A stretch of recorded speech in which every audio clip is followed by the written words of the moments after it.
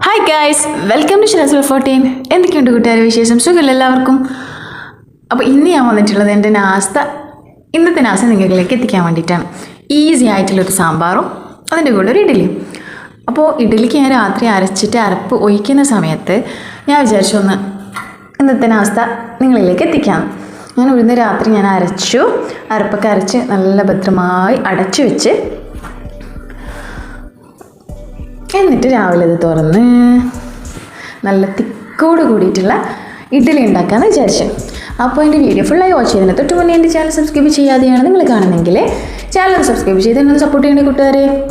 അപ്പോൾ വീഡിയോ ഫുള്ളായിട്ട് കാണാം, അഭിപ്രായങ്ങൾ അറിയിക്കാം.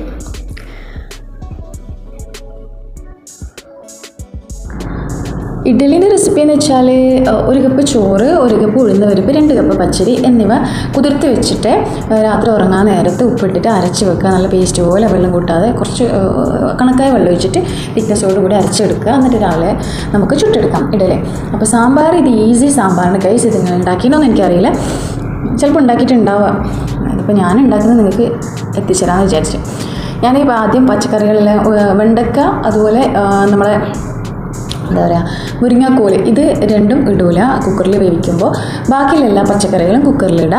അതുകൊണ്ട് കൂടെ എന്താ പറയുക പരിപ്പ്, പിന്നെ 1 സ്പൂണ് മല്ലിപ്പൊടി, 1 ടേബിൾ സ്പൂണ് മഞ്ഞൾപ്പൊടി, ഉപ്പ്, പിന്നെ പുളിവെള്ളം എന്നിവ ചേർത്ത് നന്നായി യോജിപ്പിച്ചിട്ട് കുക്കറിലിട്ട് 2 വിസിൽ, ലോ ഫ്ലെയിമിൽ 2 വിസിലിട്ട് വേവിച്ചെടുക്കുക.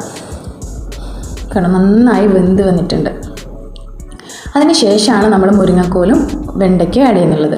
അതിട്ടിട്ട് ജസ്റ്റ് ഒരു 10 മിനിറ്റ് വിസിലിടാതെ തിളപ്പിച്ചെടുത്താൽ മതി, വെന്തോളും. അപ്പോൾ ഇത്രയേ ഉള്ളൂ, ഭയങ്കര ഈസിയാണ് ഗൈസ്. അത് വേവുന്ന ആ ഒരു ടൈം മാത്രം നമുക്ക് എന്താക്കാം, താളിച്ച് വയ്ക്കാം.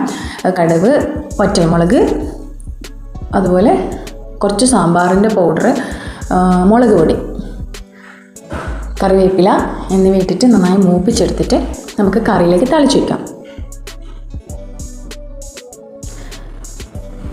നല്ല അടിപൊളി ടേസ്റ്റി ആയിട്ടുള്ളൊരു സാമ്പാർ കറിയാണ് ഗൈസ്. എല്ലാവരും തീർച്ചയായിട്ടും ഉണ്ടാക്കി നോക്കണേ, നല്ല ടേസ്റ്റാണ്. തീർച്ചയായും മീൻസ് നിങ്ങൾക്ക് ഇഷ്ടപ്പെട്ടാൽ ഉണ്ടാക്കി നോക്കാം.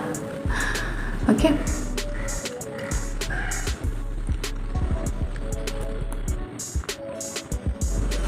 താളിച്ച് വെച്ചാൽ കുറച്ചൊരു ജസ്റ്റ് 2-3 മിനിറ്റ് അടച്ച് വെക്കുക. അപ്പോൾ ആ സ്മെല്ലൊക്കെ നമ്മൾ കറിയിലിങ്ങനെ ഇറങ്ങും. അപ്പോൾ നമ്മുടെ സാമ്പാർ റെഡിയായി.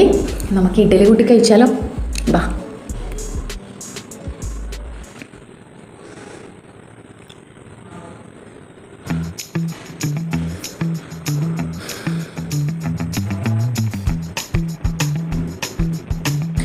അപ്പോൾ എൻ്റെ വീഡിയോ ഇത്രയേ ഉള്ളൂ. എല്ലാവരും എൻ്റെ ചാനലൊന്ന് സബ്സ്ക്രൈബ് ചെയ്യുക, സപ്പോർട്ട് ചെയ്യുക.